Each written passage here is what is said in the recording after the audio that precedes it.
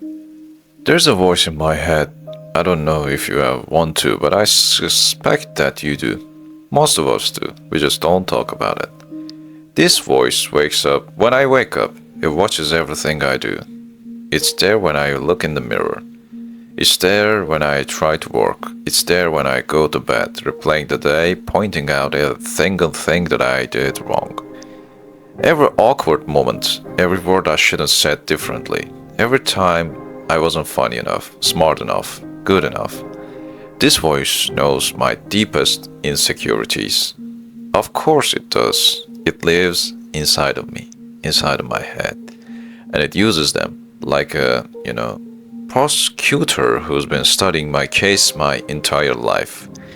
It builds arguments against me, and the verdict is always the same. Guilty. Guilty of being inadequate. Guilty of being fraud.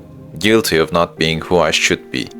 I call this voice the inner critic. Some people don't even notice it anymore, because it's been there so long it just sounds like thinking, it sounds like a truth. But it's not the truth, it's a voice, a very old, very scary, very loud voice. Where does it come from? For a lot of us, it started early. Maybe it was a parent who loved you but never quite knew how to say it without criticism. Maybe it was a teacher who compared you to your classmates. Maybe it was a world that told you where sub to, that your worth depends on your performance, that love is something you earn, not something you simply deserve for existing. And so you learn as a child to criticize yourself before anyone else could. It was a survival strategy. If you pointed out your own flaws first, maybe the blow from the outside would hurt less. If you pushed yourself hard enough, maybe you have finally be good enough to be safe, to be loved, to be left alone by that gnawing, hungry feeling of not enoughness.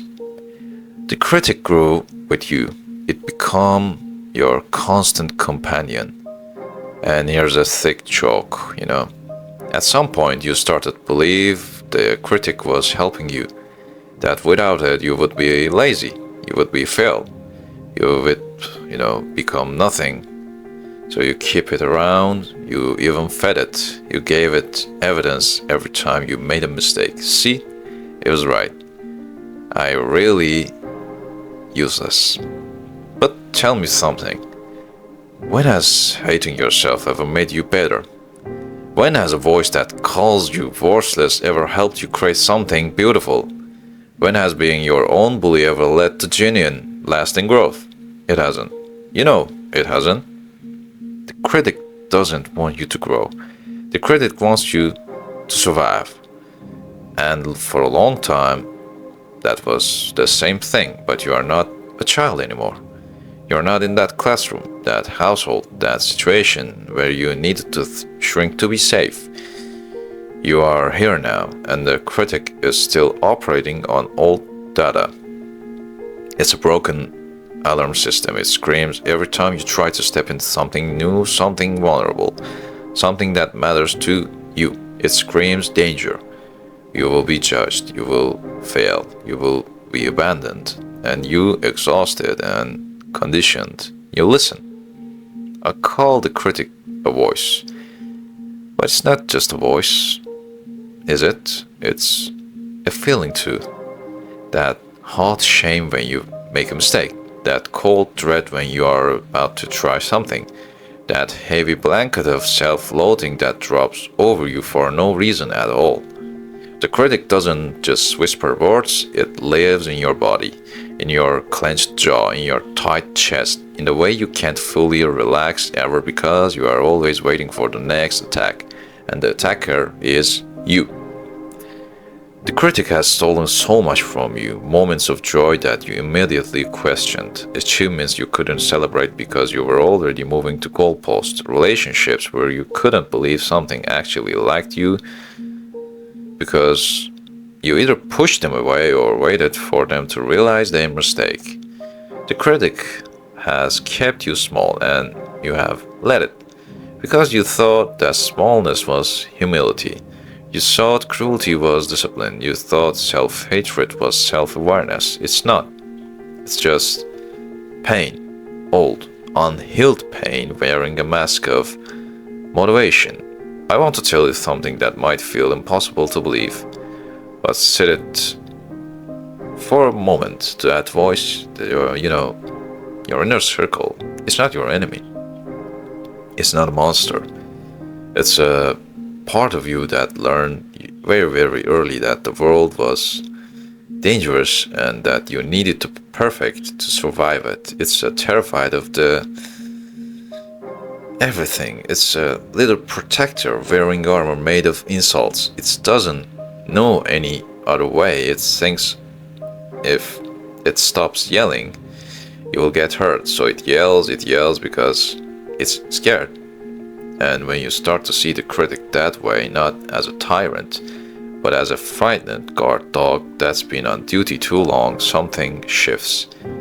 You don't have to hate it, you don't have to fight it. Fighting it just gives it more power. You just have to notice it, say, "Oh, there you are again. I hear you. I know you are trying to protect me, but I'm okay right now. You can rest."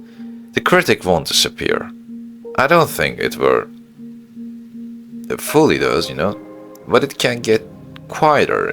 It can learn that you're not in danger anymore. It can slowly, painfully be replaced by a different voice, a voice you also had to learn.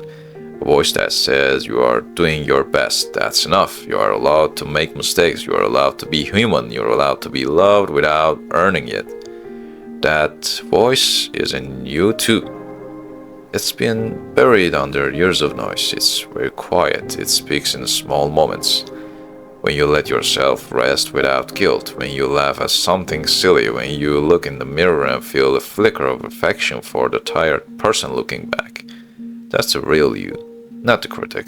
That's the one who's been waiting patiently to be heard. I can't tell you how to silence the critic with you. This isn't a fix. This is a reminder. A reminder that you are not the voice, you are not the one hearing the voice, and that means there's a space between you and it. That space is your freedom. That space is where your healing begins. The critic is so loud you can't find that space. If it's telling you things that scare you, if it's pushing you into a dark place you can't climb out of it, please reach out to someone, maybe a therapist or a counselor, someone trained to help you separate your true self from the noise. And remember, there is no shame in it. So, for now, try this. The next time the critic starts speaking, don't argue, don't agree, just listen and say very softly, "I hear you, I know you're trying to help, but I'm going to try something new today," and then do it. Do the thing imperfectly. Make the mistakes. Say the things that might come out wrong. Live, not perfect, just alive. The critic will scream, and you all survive. You will find out the threats were empty, you always could survive. That just never had the proof. You are so much more than that voice. So much more than your worst thoughts. You are the quiet presence behind it all. The one who's been there the whole time, waiting to come home to yourself. Take a breath and say, "It's going to be okay. You're always going to be okay, man." Thank you for listening. See you next time.